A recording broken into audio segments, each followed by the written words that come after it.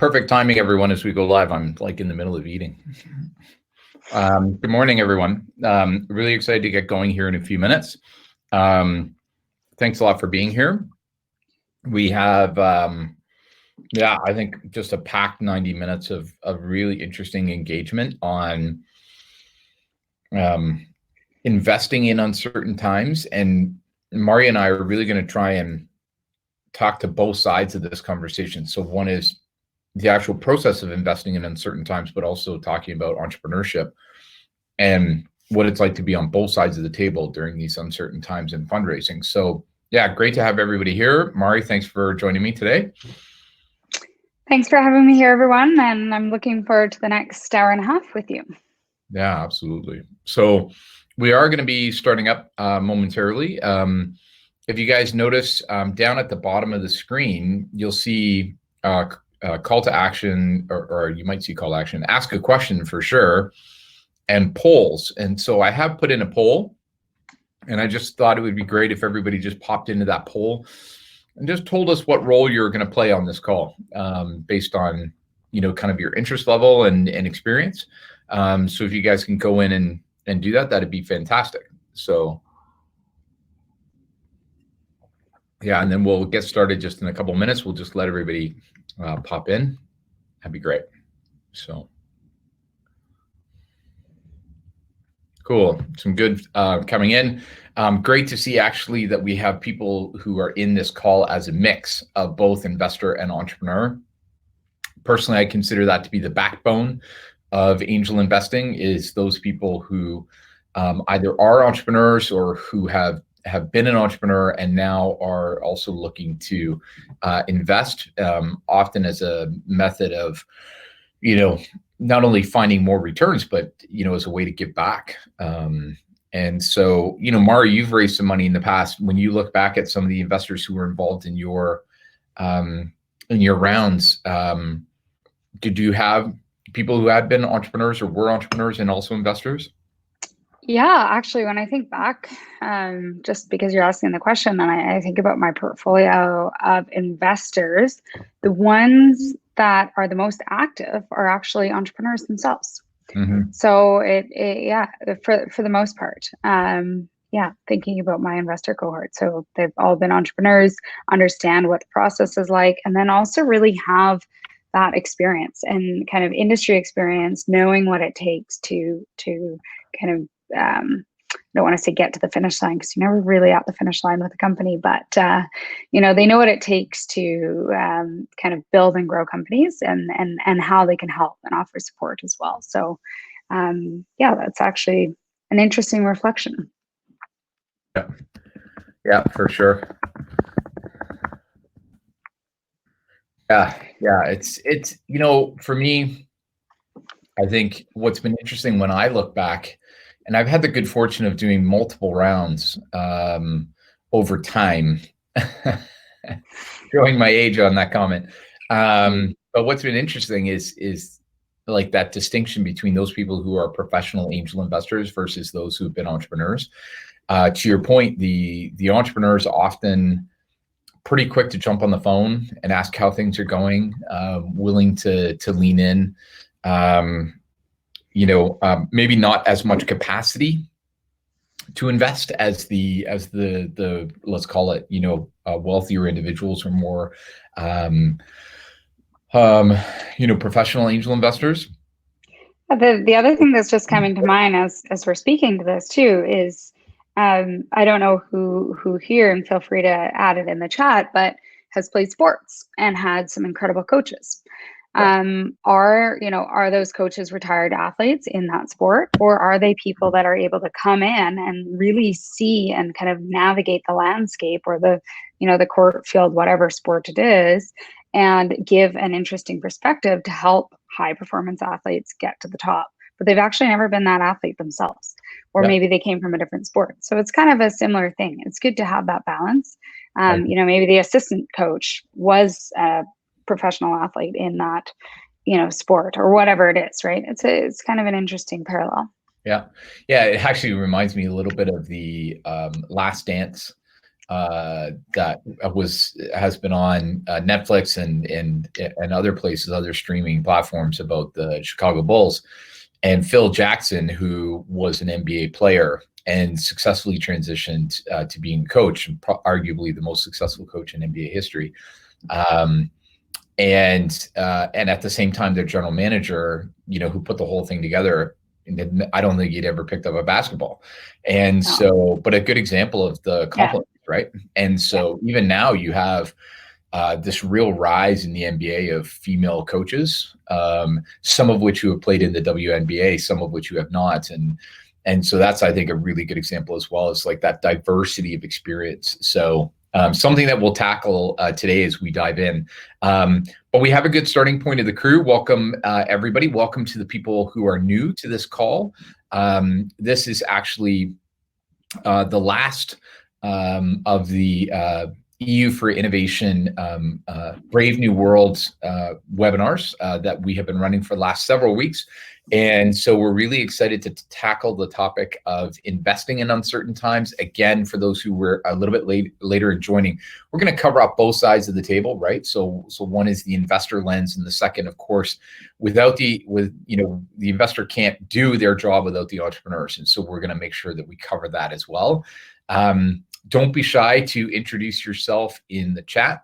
And then for those who are new to Crowdcast, which is this platform that we're using today, you'll notice two things down below. One is the polls. And so we do polls from time to time. And so if you get a chance, just click on that, see what the poll is, and provide your answer. And then the second one is ask a question. And the ask a question gives Mari and I an opportunity to tackle any and all questions that come up. It also gives you an opportunity to upvote questions as you kind of see them popping in. So just keep that in mind. Mari and I love interaction, right? So the more that you guys are able to ask questions of us, and no question too big or too small, no question too complex or too simple. Like, just love to have it in. Mentor, greetings. Great to have you on. Great to see some really familiar faces on this call again. Looking forward to diving in. So what I'm going to do is I'm actually going to do a bit of a share screen now, just so that we have a deck that we can use as a guide along this journey. And I'm just going to hit present. Okay, so I'm in presentation mode, and then I just need to adjust it because that's going to look really small on your screen. All right, there we go. So what we're going to do is we're going to talk about this situation. Now, I have a bit of an interesting story.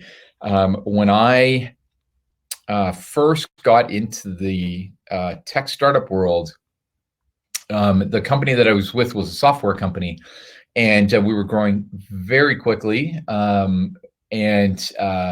During that time, so we went from, I think about 50 people to 265 in about a year. And we were actually gearing up for a NASDAQ listing.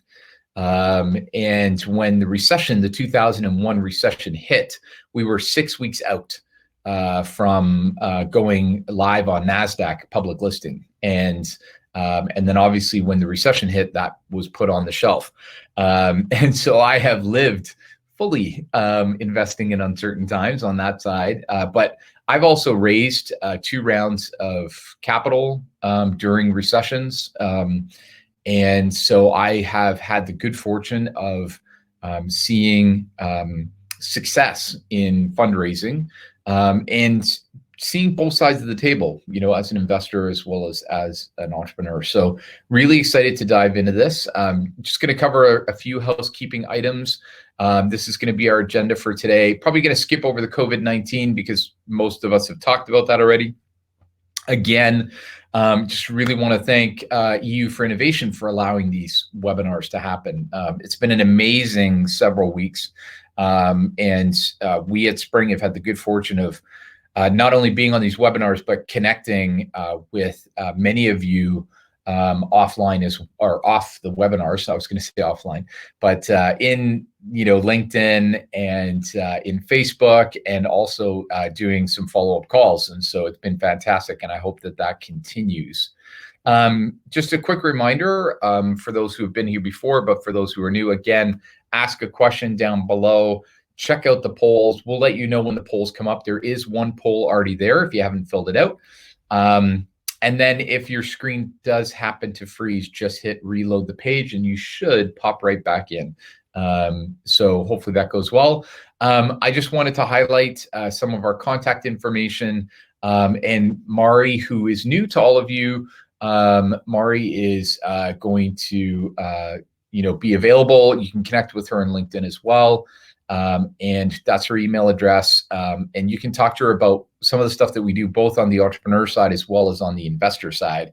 We'll chat a bit more about that as we go through. So what I want to do is I want to just dive in and just get right into the meat of the discussion. And thanks, Mari, for including your LinkedIn profile in the chat. Everybody do connect up with Mari if you get a chance. So in these uncertain times, there's just a couple of things that are really worth noting. And what I'm going to do is I'm going to just quickly walk through them. But then as I do that, Mari, given what you're doing with the Impact Investor Challenge and the Emerging Impact Investor Program, be interesting to have you share some of the current context that you have. So a couple things. One, Keith, I actually might just jump in and just do a very quick introduction of myself, as I am new to this group. Good point. Thank you. And then, it might help people with kind of how to focus their questions. So my name is Mari Matthews. I am born and raised in Vancouver, British Columbia, Canada. But I've actually spent quite a bit of my life living over in Europe. I've lived in Switzerland 2 different years, 10 years apart. And then I was also an entrepreneur and founder in Norway and started a company there, raised capital, and did a lot of work in the kind of ecosystem building in Scandinavia. For startups and also the impact community. So and Scandinavia worked quite closely with other countries in Central Europe because Northern Europe is a pretty small kind of economic area. So that's a little bit about me. Right now, over the last few years, I've been working with Spring in building the investor ecosystem, in particular in the impact space here in Vancouver, and also how we can kind of build that across Canada and then take it international as well. So what we're passionate about and the work that I'm doing is working on training investors that want to get into the impact space, particularly angel investors, and kind of understanding how we can unlock more impact capital locally and internationally. So that's just a high level about me, and I'll pass it back to you, Keith. Feel free to ask any questions as we go along. Yeah, that's awesome. Thank you. Mari, I don't think you mentioned it in your introduction, but one other element is that you and your company did win an investment challenge competition in Oslo. And so not only has Mari raised money for her businesses and helped to develop the ecosystems, but she also has been through that kind of contest portion. And so she has seen both sides of that table now because she actually runs in a challenge-based contest at Spring. So thanks for that introduction, Mari. And I will attempt to finish my tea so that I have enough caffeine to make it through. So it's great. Cool. Thank you. So again, for those who know this structure and format, you guys know where the Ask a Question button is down at the bottom. Any and all questions would be great. So what we're going to do is we're just going to walk through a few things. So on the investor lens, so we step into recession, which is where we are right now globally. To give you guys some context, the official unemployment rate in the US is set at about 15%. They will be releasing some new unemployment numbers on Friday. That is when they anticipate that it will go over 20, which will be the most officially since the Great Depression, 1931. So almost 100 years since they've seen that kind of unemployment. And the anticipation is that the actual unemployment is a little bit higher. And the reason I mentioned the US is because they are such a large economic engine globally that that will have cascading effects everywhere in the world.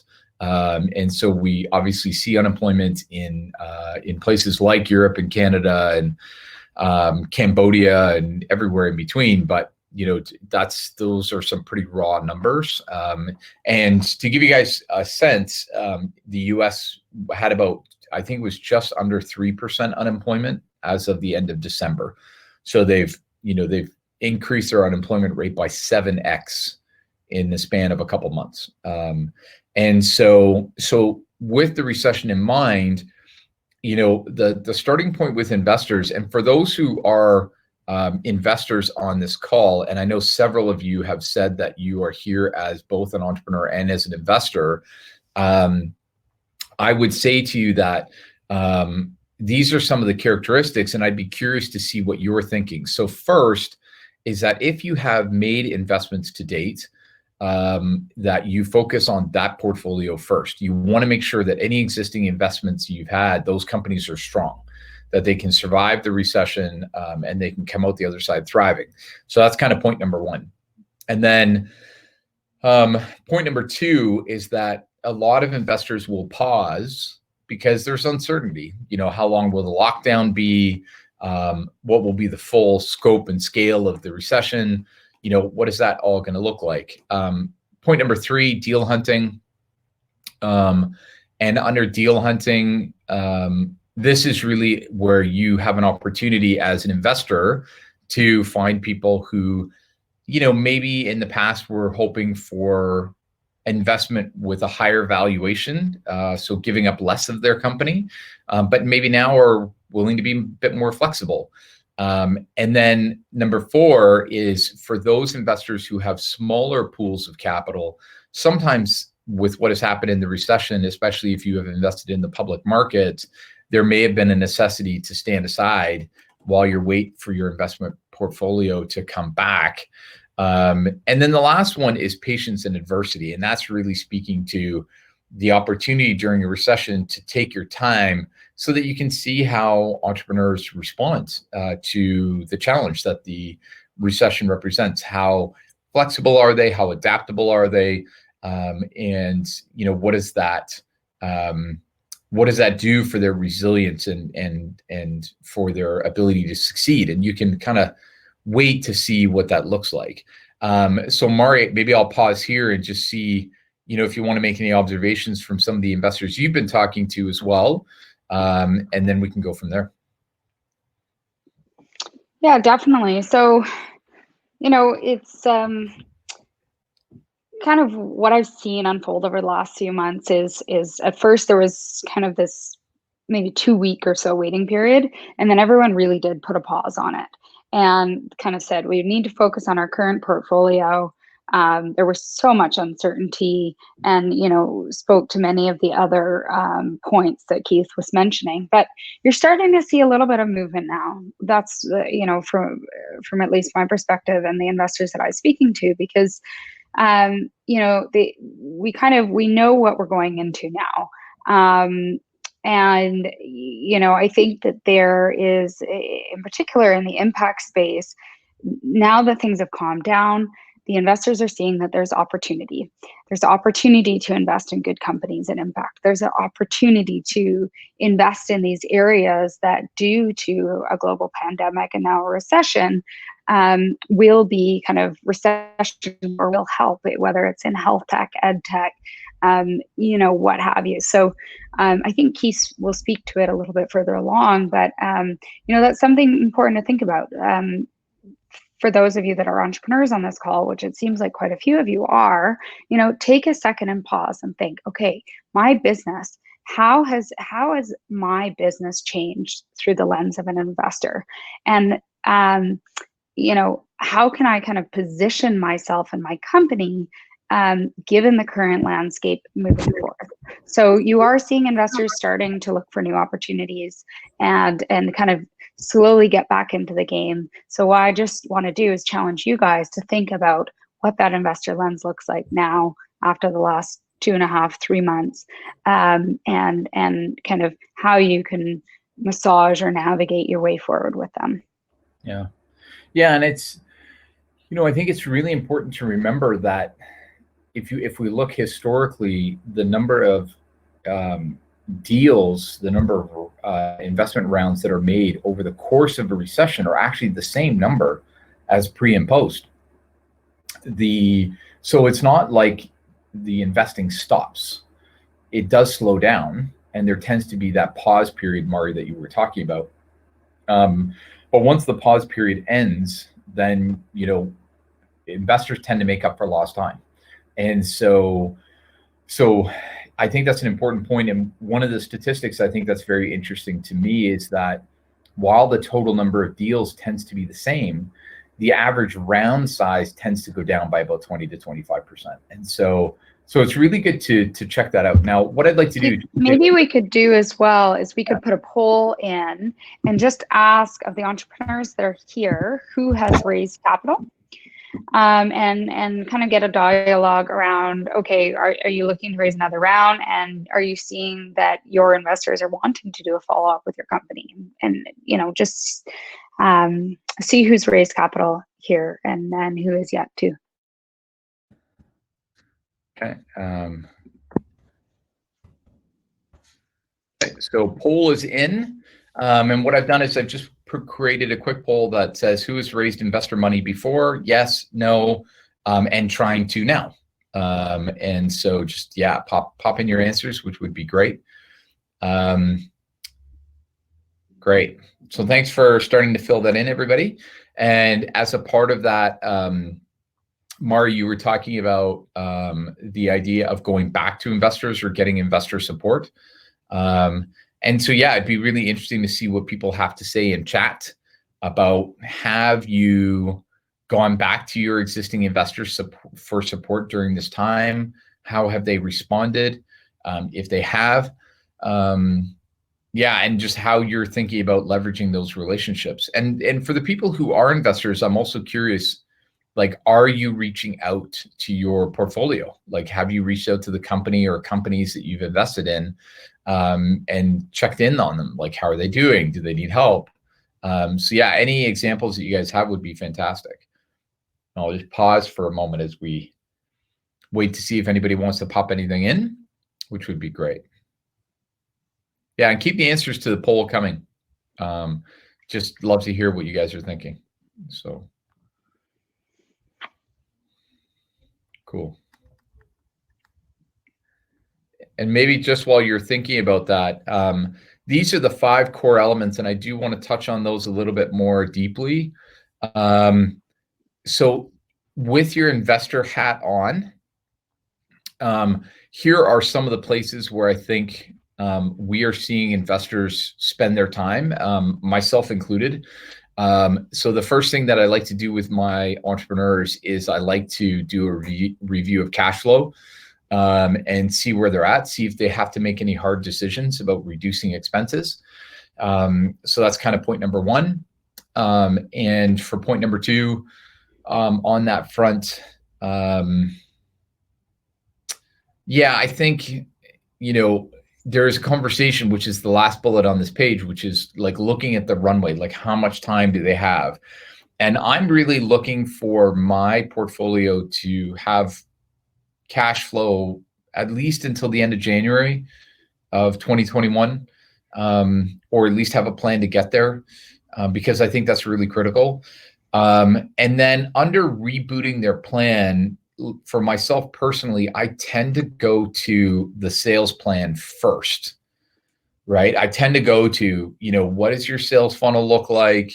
What adjustments do you need to make? For a lot of business to business companies, their sales relied on in-person. And so how do you adapt to that? One of the companies that I'm involved with is a business to business software company.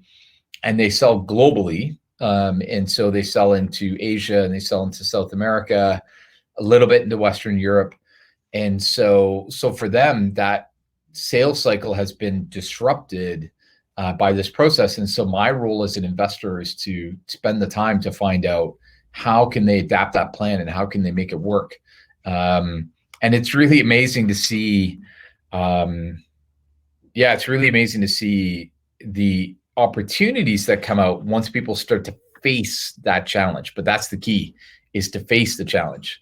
So for me, that's kind of the starting point. I'm focused on your portfolio first.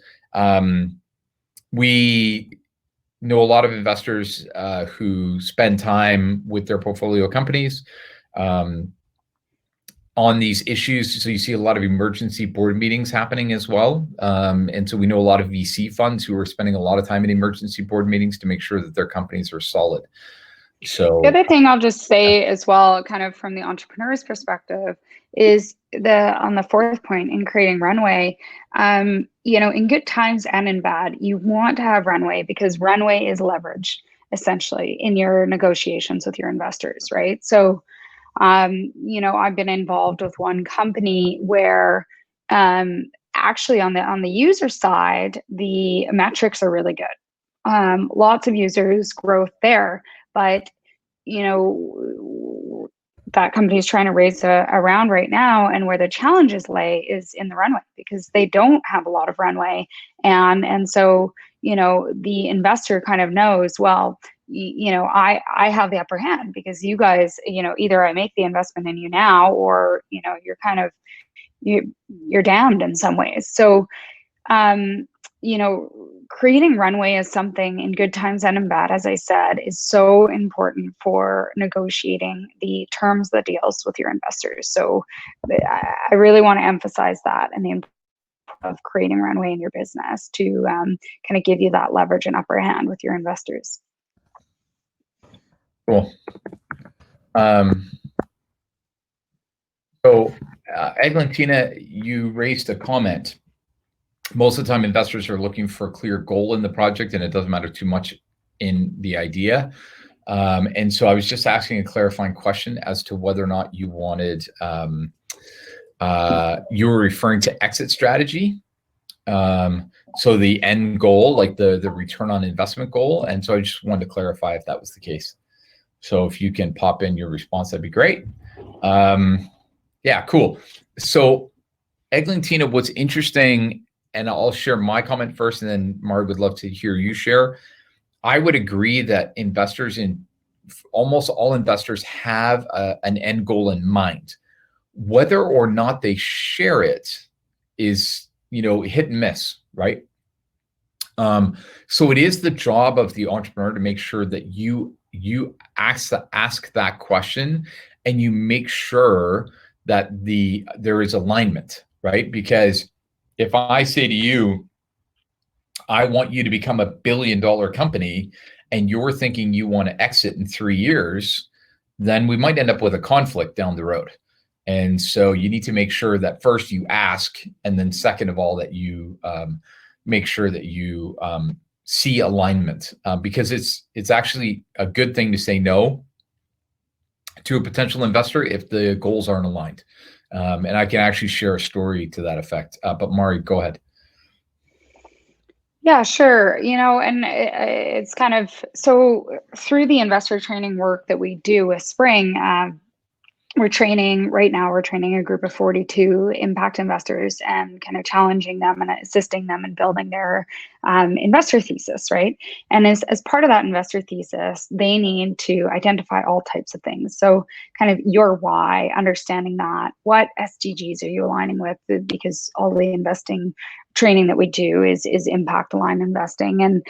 And so there's actually about kind of 8 steps that you go through before you even get to what your returns, or what your anticipated or expected returns are of your investment. So there's actually a lot behind why an investor is going to make an investment decision. And then also, in many cases with angel investing and kind of what we recommend is that, don't, as an angel, don't invest money that you need to get back. Like, you have to be okay with never seeing that money again, right? So if you think about that, it's twofold. Like, of course, with your overall portfolio, you need to anticipate some type of return. But a lot of angel investors go into it knowing that it's super high risk and that there's a good chance that they'll never see a return in that capital. And so why else, right? What's the why behind investing? So I think that that's where, you guys can really lean in and talk about your why, what's the impact of your company?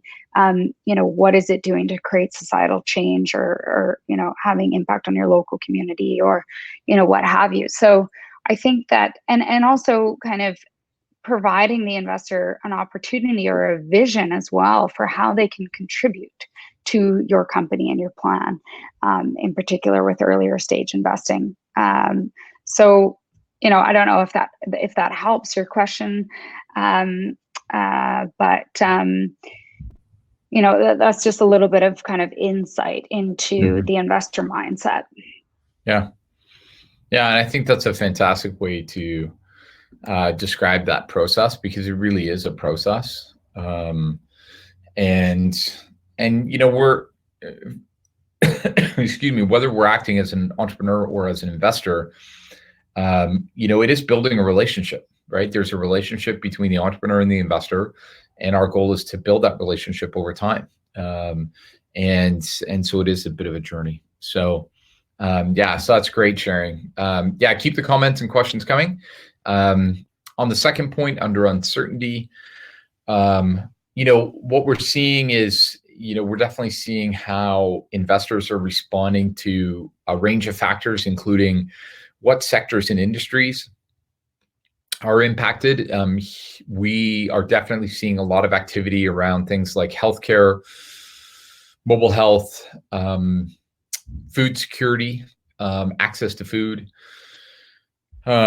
Interestingly, seeing a fair amount of activity in clean tech. And so anything related to sustainability, a little bit of circular economy. So there's definitely some really good pieces that are happening there. And something that I think is worth noting. So people are really trying to dig in and understand what is possible or not possible. And so they're just taking the time to kind of assess what is happening in this time. So not a lot of rocket science there, but Mari, if you have any comments to add to that. I think we all are well adjusted to this idea of uncertainty now, and so not too many more comments. But just again, like always trying to factor that in. What is the investor thinking? And trying to have that investor lens and understanding when you're going out there and raising capital. Yep. Now, one thing that I want to touch on related to deal hunting is that, we've definitely heard investors who have said, hey, listen, we've seen our public market portfolio, our stock portfolio, we've seen that drop, right now, I think it's down about 12% or 13% versus pre-COVID. And so they're kind of saying, hey, I'm expecting to see a drop in valuation comparable to that. So if your valuation was, 500,000 before COVID, then maybe it's 450 now. Or if it was 5 million before, then it's kind of 4.5 now. And so those are kind of notionally very logical kind of responses by investors. But sometimes as well, during these times of crisis, you will see what we call vulture capitalists come out. Right. And vulture capitalists are those people who are looking for signs of weakness in an entrepreneur. And then they will try and step in and really take advantage of the situation. And this happens in every recession. It's really important to note that the vast majority of investors are great people and they're loyal and they'll be supportive. But there are a very small subset of people who will try and take advantage of the situation. And so it's important to note that if, as an entrepreneur, you want to do your homework on the investor to find out what their reputation is, and also get some second opinions on what deal they're offering. But it's important to note as well that if you're acting as an investor, you need to think about who you're collaborating with on a round, because if somebody is known in the market as a vulture capitalist, it will rub off on you too. And so it is important to know that is both sides. You need to kind of make sure that you know who you're working with.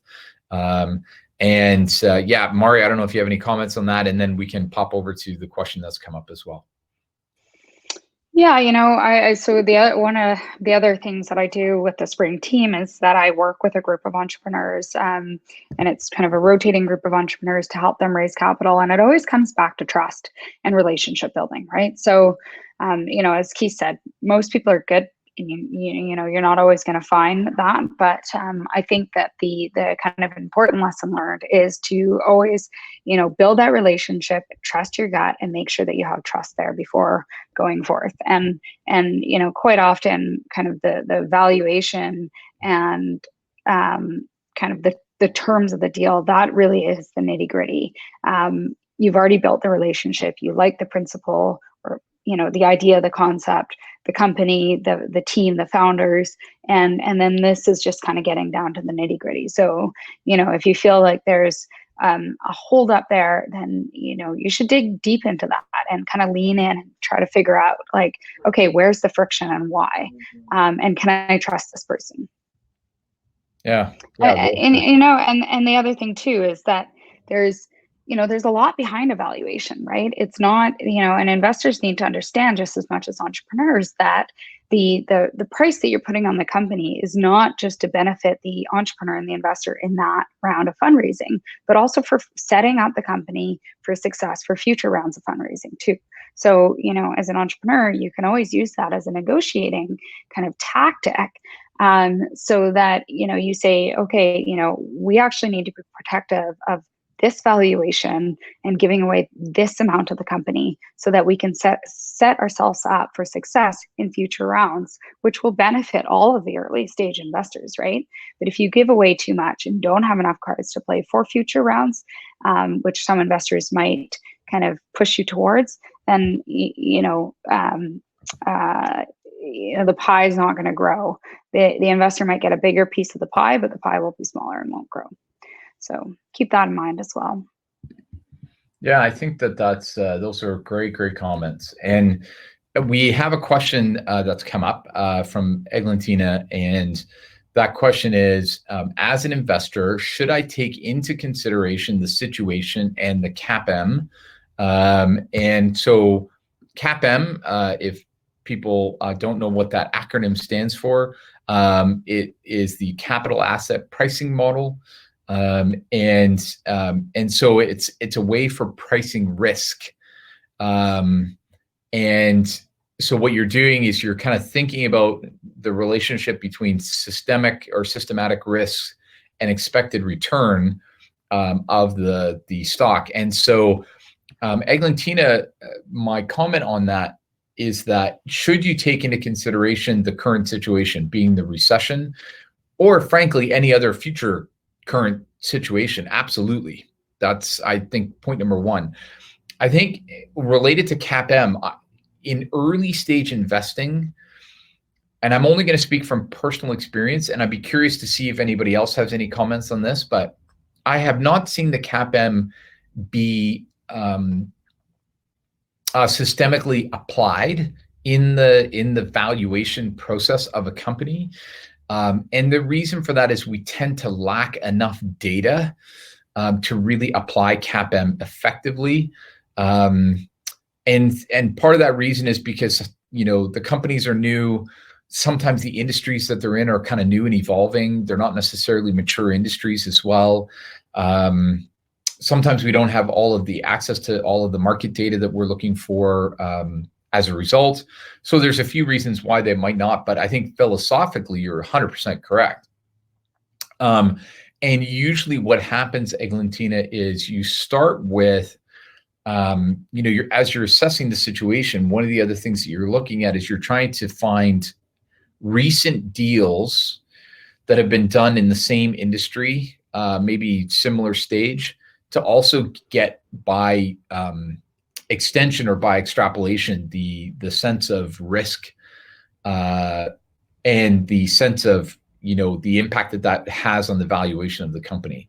So often looking at comparable transactions, leveraging platforms like AngelList and other sources of data. AngelList, Crunchbase, Gust would be 3 places that you could look for that comparable data as a starting point. And maybe what I'll do is I'll quickly type that into chat, and then Mari, you can give some thoughts on that as well. I was just writing that into chat for you, but I'll let you do it, Keith. Okay, great. Yeah, no, I just just to kind of mimic what Keith was saying, I haven't really seen the CAPM be used in early stage investing either, just because it really is a case by case basis. So more likely it's kind of finding those comparable deals and using that as leverage, and then also, just kind of evaluating where the company's at, right? So what you're seeing in kind of typical early stage rounds, maybe about 20% or so of the company, understanding how much you need to raise to get it to the next step, and kind of going from there with your valuation is the way that I've kind of done it in the past, and really, help entrepreneurs in kind of creating that number and kind of growth path with their company as well. Mm-hmm. Yeah, it's great. So I hope that helped to answer the question, Eglantina. It's a great question. The foundation of valuation from our perspective is really grounded in, it's really grounded in the due diligence process, and in the due diligence process, really trying to understand the scope and size of the market opportunity, what that exit strategy is that was mentioned earlier, to get a sense as to where the company can scale within that market opportunity by the time the exit occurs. Looking at some of the risk factors, things like quality of team, extent of competition in the marketplace, is there any intellectual property in the business? So these are just some of the areas that you can also use as inputs into defining sort of target valuation, and making sure that the risk return profile makes a lot of sense for the business. Yeah, and then just one more thing I'll say around valuations and recessions is, from what I'm seeing, it's a very mixed bag, because some valuations have actually gone up because of the increased demand and the new kind of landscape. So, keep that in mind too, right? If this is, I've had some companies apply for our Impact Investor Challenge, and, they're newly founded companies that have been started in the last 90 days that are targeted specifically towards solving a problem that has arose over the last, given the global pandemic. So, who's to say that those valuations need to be lower than they otherwise would have been, right? They still can be an excellent opportunity for an investor. So, yeah, it's a good point, Mari. And we've seen 2 companies in Vancouver in the last week and a half who have announced rounds closing. One is MyCarebase, and the second one is Curatio, both who are in the mobile health space. Both of whom, really were able to create and close around very quickly at very high valuations, because they are expressly addressing issues created by COVID and the recession. One area, just as an aside, that I think you will also see an increase in both round sizes and valuation in the next year, probably 6 to 9 months at any rate, is going to be those companies doing mental health platforms, and helping people to manage their mental health through this process. I think they will be just as popular as things like helping people better manage their finances, helping people to get new jobs. Like, there's going to be a lot of those types of opportunities as well. And so that does fit into this topic of, are you deal hunting? So maybe looking for things that, their market has shrunk a little bit, and so it's a good opportunity to get in. Or are you looking for those big wins now, those guys who are really recession proof, right? So, Yeah, great question, Eglintina. Yeah, and keep the questions coming, everybody. We'll keep on rolling here, and anytime you have a question, we will just jump in and keep the conversation going. Mari, if you do want to spur anybody with a question, that'd be great as well. I definitely, from my perspective, I am curious for those who have investors, just how much your investors are engaging with you right now. Are they asking you if you need help? Are they looking to support you through this process? I would love to hear some of the commentary on that. So yeah, cool.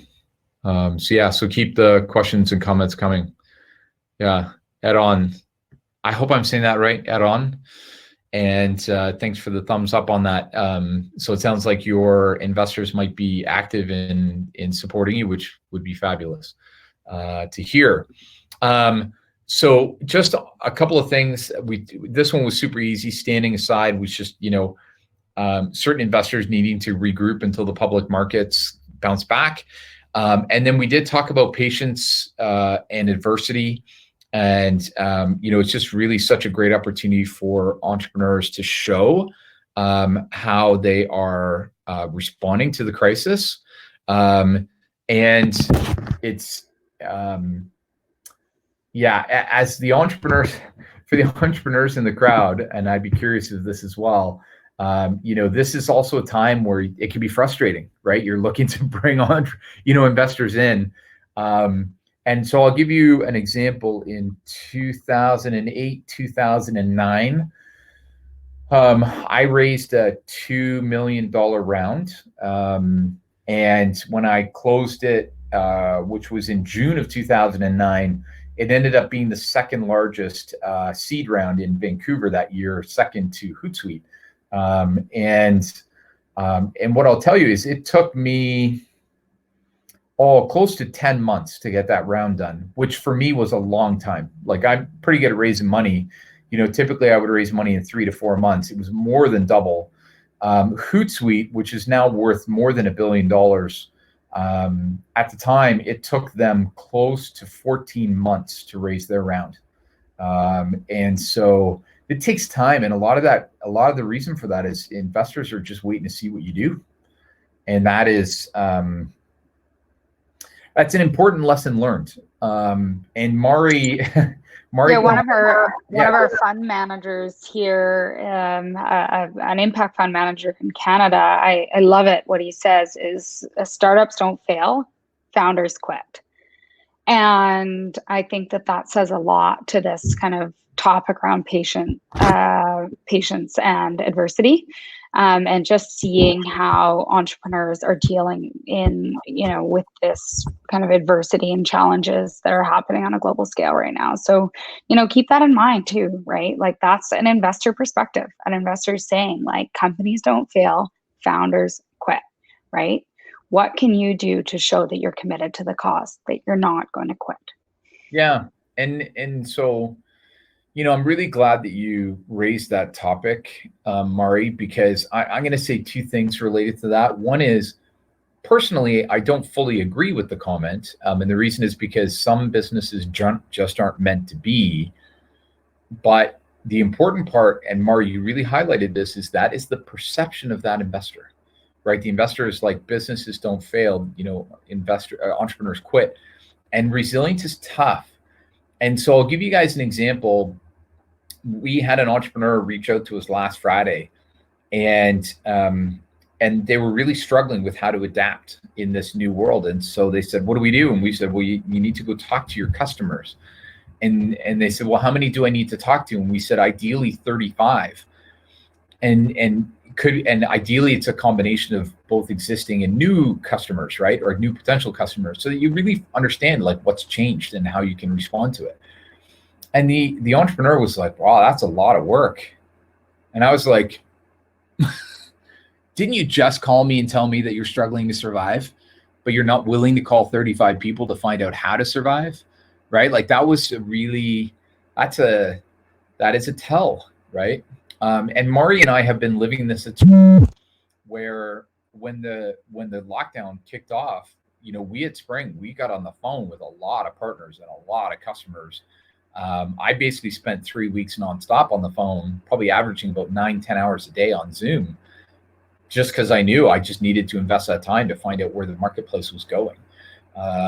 And I think that that's a really important part. And so we as investors, that's what we also look for in our companies, right? We're looking for that kind of hustle and that focus. And I think that's really important. So, and I would say to that end, Mari, and you can comment on this as well, is that's, for all of the entrepreneurs in the room, if you want to raise money in the next 6 to 9 months, I would say that you have to be explicit with the investors that you're talking to about how your plan has changed based on the recession and what you are doing about it, right?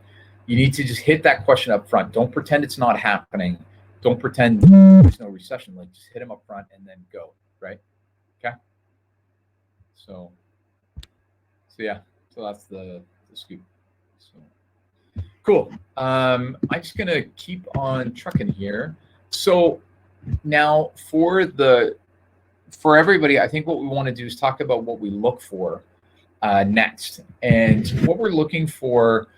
So on the investor side, we're looking for recession-proof sectors and deals. All the deals that I have seen, literally 100% of the deals I have seen in the last 4 weeks have either been food related or healthcare related. Like they're in, those deals are happening because of the recession. They're happening because of COVID-19. And those are sectors that are hot right now. We've mentioned clean tech before.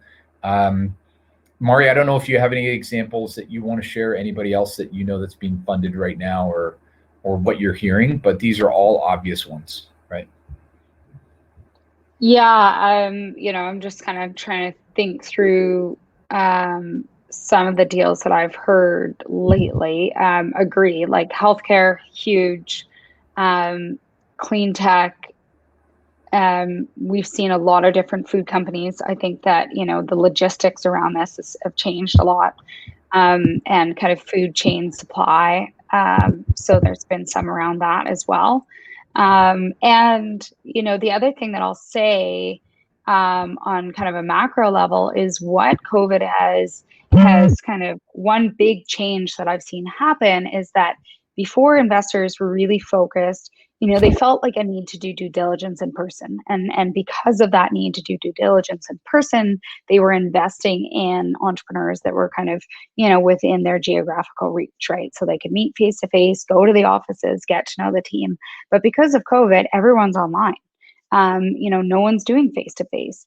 And so I've actually seen some investors that had never done investment without meeting the founders that have now done all of the due diligence online and are investing cross border. So not only, kind of acknowledging these recession proof sectors and deals, but also that because of COVID, there is opportunity in borders and walls coming down and seeing kind of cross border investments happening that you didn't before. So another interesting kind of insight or outcome of the recession and COVID. Yeah, it's a great example. Erikens, thanks for sharing an example that you have seen. Zynga buying Peak, which is a Turkish-based gaming house.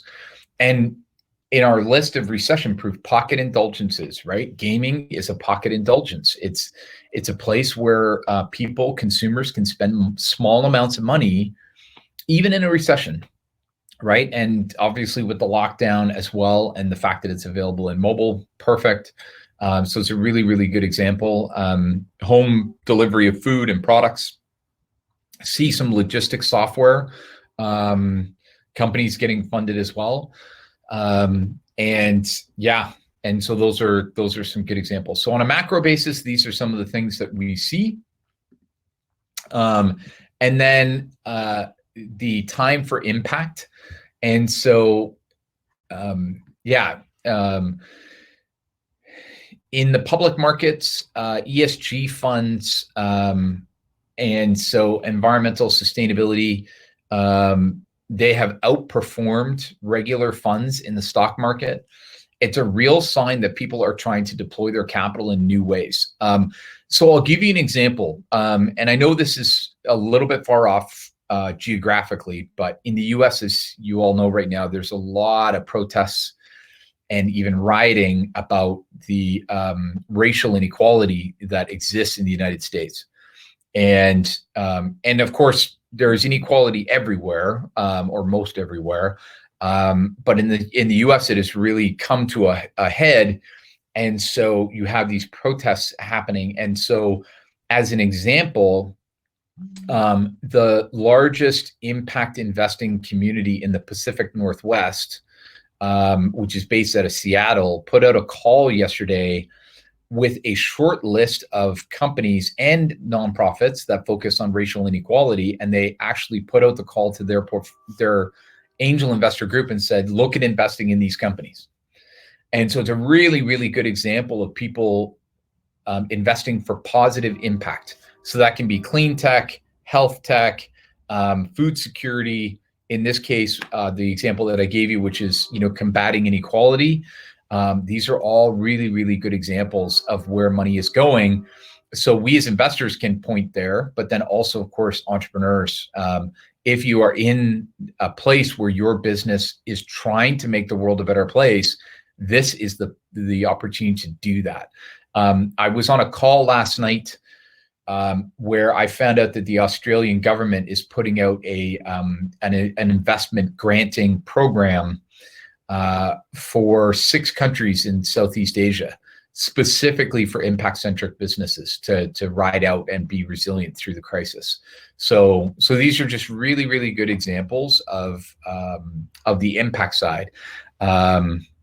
So just for what it's worth. And then maybe, Mari, if you make a comment, I'm going to create a poll while you're doing that about just where people are on the lens of impact, and then we'll go from there.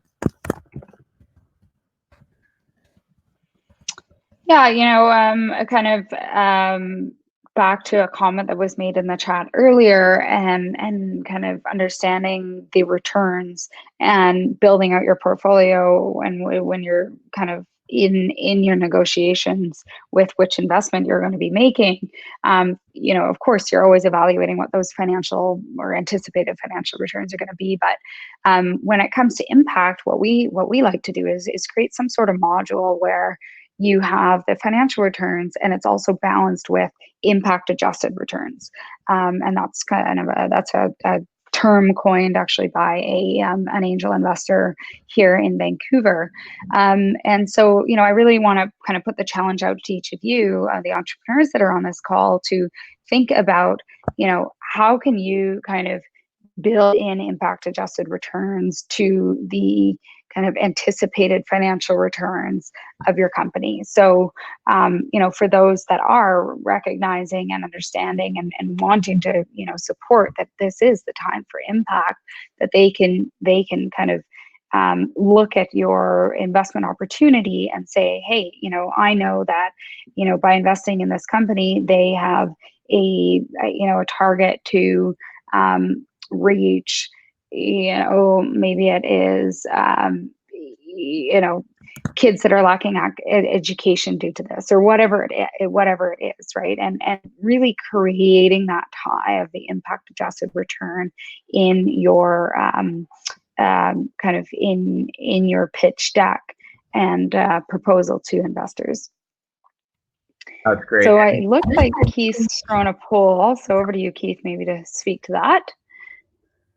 Yeah, thanks. So I popped in a poll, and so the question is, do you think your company makes Albania or your region or the world a better place? And so just pop in your answer, which is, I think so, but I'm not sure, yes, or never thought of it. All answers are totally valid, but yeah, would love to get your take on it. And as you're filling in that poll, for anybody who answers the question either yes or I think so, but I'm not sure, those are great opportunities to connect with Mari and I afterwards. And the reason is because if you're thinking about raising money in the future, and if this is kind of the circle of available traditional investment capital, then what you're doing is you're actually spanning that potential investment capital into this impact investing world. Impact investing is the fastest growing segment of investment capital globally. And it has strong growth in Europe, in North America, in Southeast Asia. And so one example I would give you, European venture.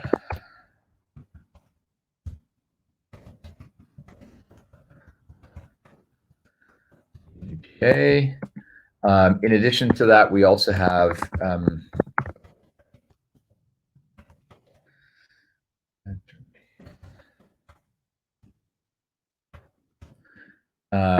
which is AVPN. So these are two examples. And I just want to highlight that if any of you are thinking, and so at least 4 of you are thinking that you fit into this category potentially. And so what I would encourage you to think about is AVPN actually has an impact investing conference coming up later in June. I can't remember the dates, but maybe it's something, Mari, you and I can circle back with the crew on. But if you are looking for investment in the next year and you think your product or service can serve a larger market, including Asia, that could be a really good place to connect with people. They're probably the most active impact angel group community that I have seen in the world in the last 18 months. And so just keep that in mind as you go through. Cool. So just moving on. Cross-border, everyone's online. Will this impact cross-border deals? Yeah, it's a good question. I'm not 100% sure. It is important to note with venture capital funds that often a venture capital fund has structured into their fund their geographic focus. And that is a commitment that they made to the investors of their fund. So you really just have to look at the geographic focus of the VC fund to find out. So some, yes, are global, and some are definitely not. And then in addition to that, on the angel investor side, you will see some angel investors going cross-border, and of course, some not. In the Balkans, I have seen active angel investment from the US, from Switzerland, a little bit from Norway, a little bit from Sweden. I have heard of some German activity, but I haven't seen it directly myself, so I can't say for sure. I have not seen any Canadian deals, aside from some of the activity that we at Spring have been doing, primarily in Bosnia. And so yeah, definitely seeing some activity there. I'm curious if anybody can highlight in chat where you have seen cross-border angel investors come from into Albania. So have you seen investors active, say from, whether it's from Kosovo or North Macedonia or Turkey or Germany or the UK? But if you guys can just highlight maybe in chat any examples that you know. So yeah. Yeah, and if you want to kind of comment as well in the chat, for those of you that have raised capital, because some of you said that you had, where did all of your investors come locally from Albania, or were any of them from cross-border? Perhaps similar question to Keith, but yeah, just curious with that. Yeah, one comment that I will make.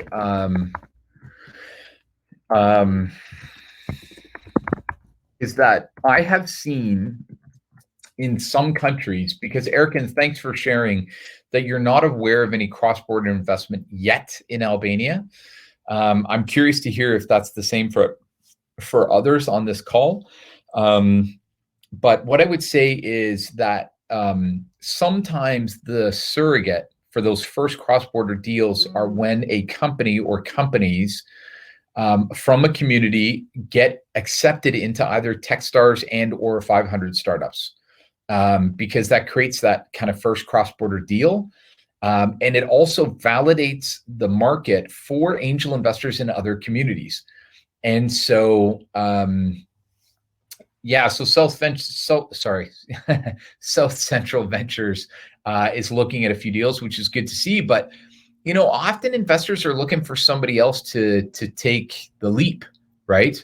And Techstars and 500 Startups are examples of that. And so what I will share with you is that in Vancouver, for example, it took some time to get real angel investment activity cross-border into Vancouver. But one of the milestone moments was actually 2012, when actually in 2012, Vancouver startups were accepted into 500 Startups, Techstars, as well as Y Combinator. And then that really opened up the market. And so that can be a way to start to kind of open up the activity in the market, is to see if either some of you as entrepreneurs can apply and get into Techstars or other programs, or if you can help support entrepreneurs to get into one of those programs, because it really makes a huge difference. There is another important point. And I'm not going to suggest to EU for Innovation or anybody else for that matter on this call explicitly to do this, but I would suggest it, which is what would be ideal is that you create a spreadsheet, a database of any deal that is done in Albania with a cross-border investor. And the reason is because cross-border investors, when they start to look, they'll be like, geez, has anybody invested here before? Like, is it possible? How do you do it? It's really good to have a roster. And I'll share with you that there's a great example of this. So in Peru, there is an angel capital organization called PayCap. And PayCap actually created a database, which was probably just an Excel sheet, is my guess, at first anyways, but they created a spreadsheet of all the cross-border deals that were being done. And they used that as a way to validate the market for upcoming investors. And so I do think that that's a really, really great place for you as a community to do that as well. As soon as you see cross-border activity, and Sarah, thanks for sharing about a couple of, Pirate, invested in Division 5, and then Triton's company was accepted to Uplift in Slovakia. So great, like Uplift as a program, if they're putting investment in, really, really great example of validating. I think it would be amazing for you guys to create a spreadsheet of these deals, because it will really help to create a brand that cross-border investing can be done with Albanian companies. It's a good market to invest in, and so I think it's well worth exploring. So cool. So thanks a lot for that. And then for the people who have responded either yes or I think so about making the world a better place, do connect up with Mari and I. We can help you to describe what your impact really is, which can then open the door to impact investors. So we'd love to do that as a value add for you. So just reach out after the fact. LinkedIn is a great place to do that. I think I'm going to share Mari's email address at the end one more time as well. One other thing I'll say too, and from my experience with Norway, is that quite often in small countries, there is the opportunity for angel investment, but as soon as you need that growth capital, you do have to go cross border. So I love what Keith is saying and kind of giving some ideas around tracking those types of investments to encourage more cross border investments to happen. Yeah, I think that's well shared. Thank you. So just to highlight a couple things on process, if you're an entrepreneur on this call and you're trying to raise money, make sure, again, you share what your rebuilt or rebooted plan is in face of the recession. If you're acting as an investor, make sure that you are asking for it. Really spend some time on resilience and adaptability, right? Like spending time with the team, getting things built up. If there is non-dilutive capital available, and I know EU for Innovation has offered non-dilutive, I believe, recently. And Erkins, you can maybe confirm that. But anytime you can look at non-dilutive capital, I think it's a really great opportunity. And then finding ways to stretch cash, which I think investors and entrepreneurs alike can collaborate to make sure that that's happening. And then just to continue on, are there any questions at this point about the process and about, just kind of some of the considerations that you have, whether you're looking to raise money or you are looking to invest money in the next 6 to 12 months? Average recession is 12 to 18 months in length. What I'm hearing in the marketplace is people are expecting this one to be an 18-month recession. And so it's good to think a little bit about how we're going to be approaching this, whether to raise money or to invest money. So would love to hear any questions that you guys might have. And it's also the last formal webinar that we have. And so it is an opportunity as well to throw any and all questions that you may have about, life in a recession, life as an entrepreneur, life as an investor. Would love to answer any of those as well. So thanks. Erkins has popped in for EU for Innovation. Non-dilutive grant money up to 25,000 for startups. Erkins, if you can provide a URL, I'm sure at least some of the people on this call are aware of that, but just making sure that everybody has it would be fantastic. So we'll go from there. So don't be shy to put questions in. Just as we are kind of moving towards wrap up, because we've got a little bit less than 20 minutes on this call. Again, EU for Innovation, Sarah, Erkins, and the team, fantastic to have worked with you on these webinars. It is important to note for Mari and I that, these webinars are just the beginning, right? Just because this webinar comes to an end in, a little bit less than 20 minutes doesn't mean we can't keep the conversation going.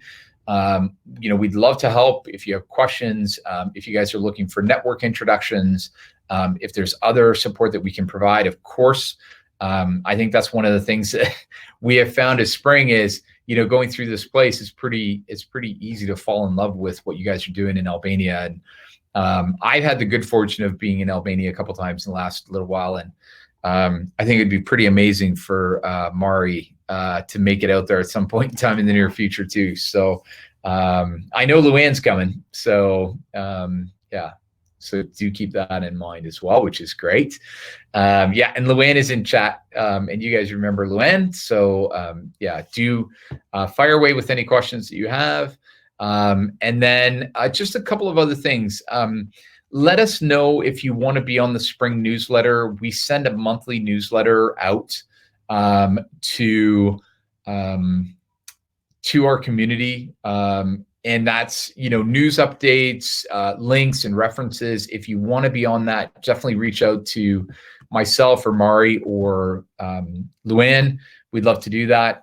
We do run webinars and boot camps on an ongoing basis. And we have one coming up on June 11th. Which is actually a panel talk, just a group of entrepreneurs talking about what keeps them up at night during the recession. And so we can make sure that you guys get access to that. And then, I just want to give you guys a bit more context. Mari, you had a chance to talk about this a little bit at the beginning when you were introducing yourself. And that is that we do run an Impact Investor Challenge to train people to make their first early stage investment. And so what I want to highlight for everybody here, because some of you talked about being both entrepreneurs and investors, is if you think that there is an opportunity this year or even 2021 to try and grow the community of people investing, we'd love to talk to you about that.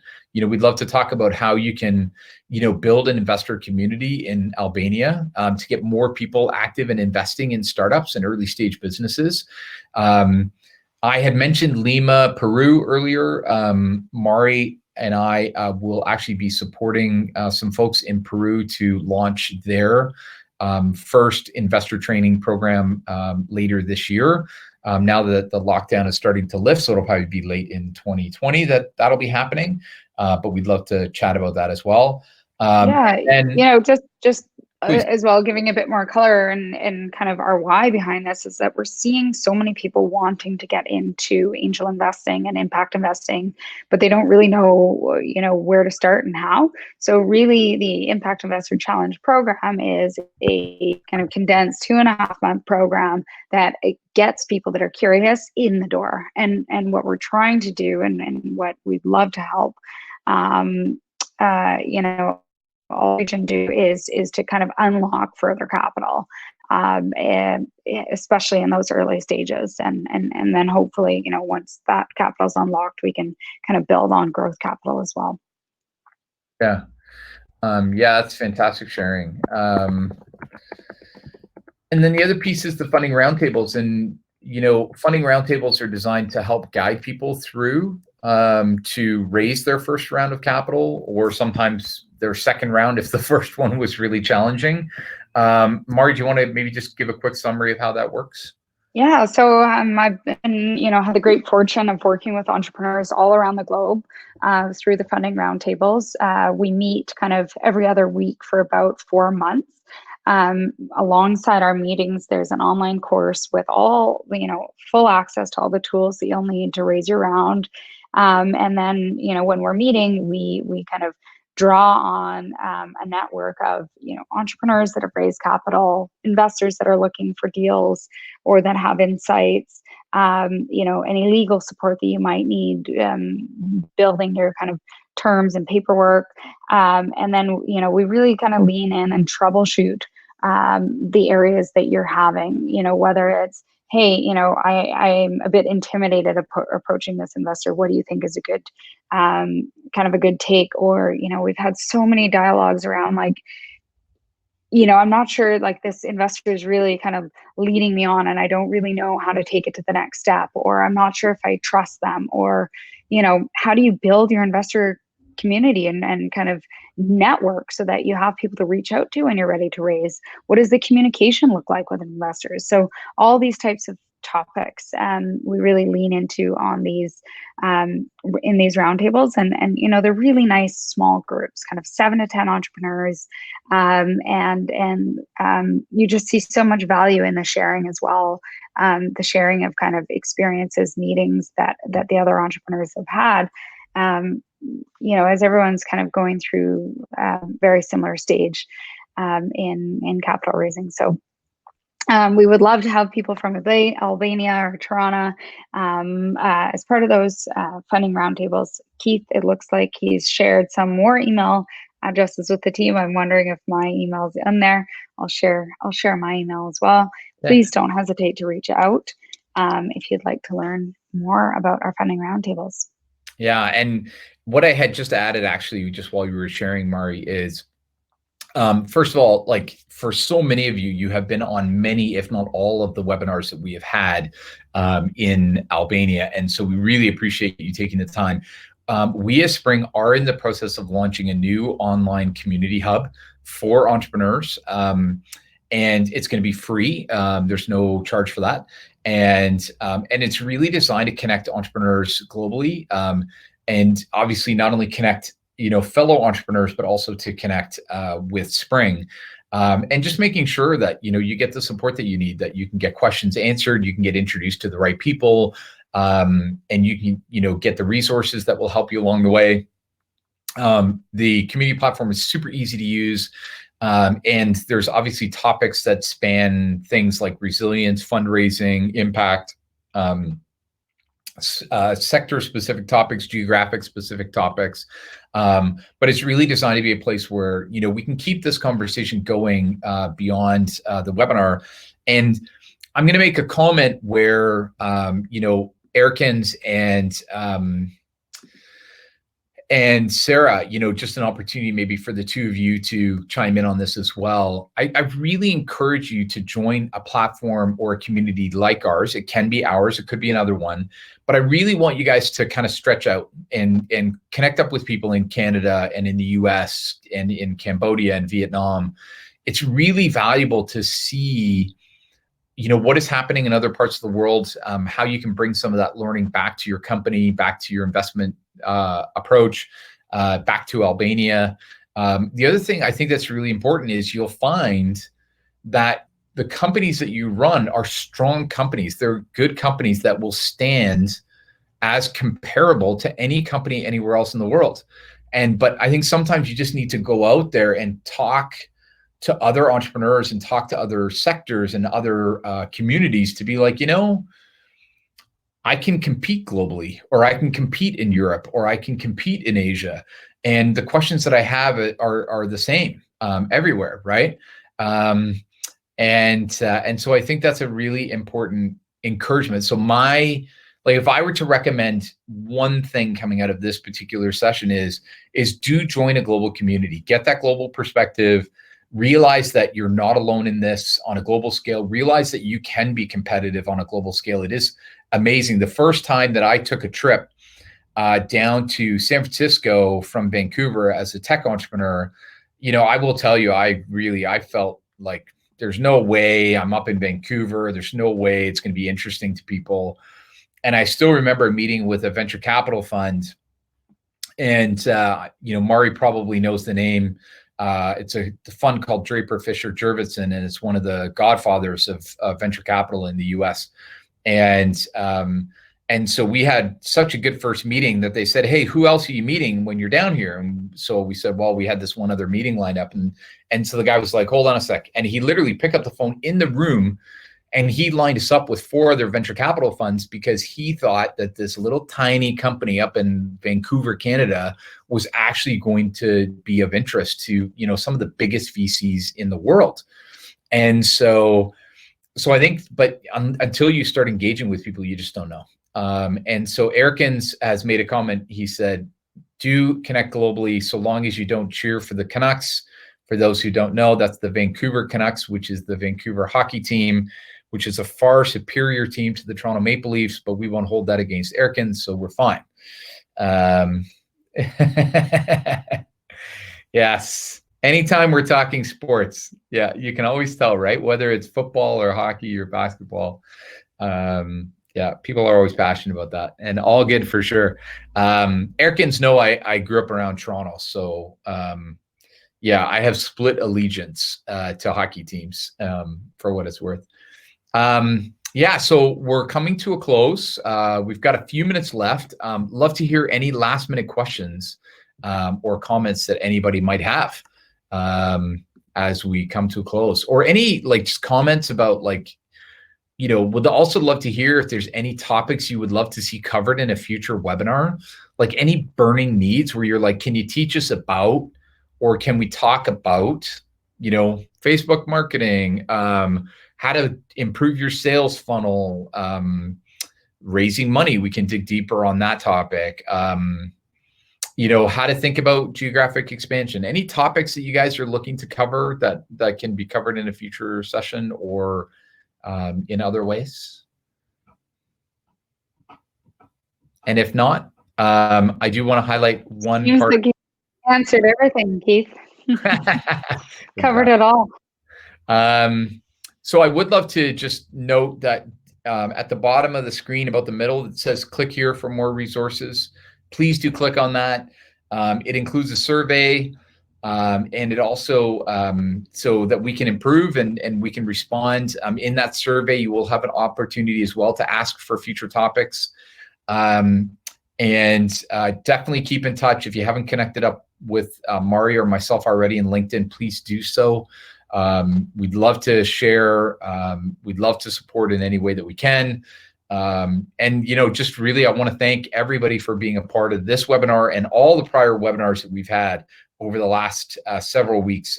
You guys have been fantastic. Lots of great questions over the course of the weeks.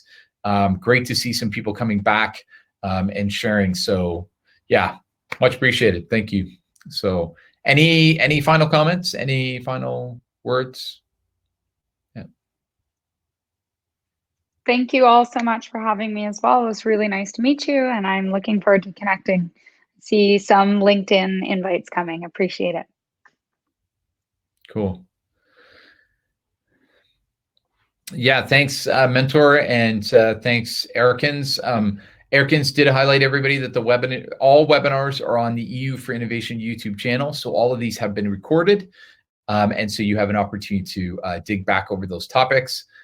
Really thank you for that.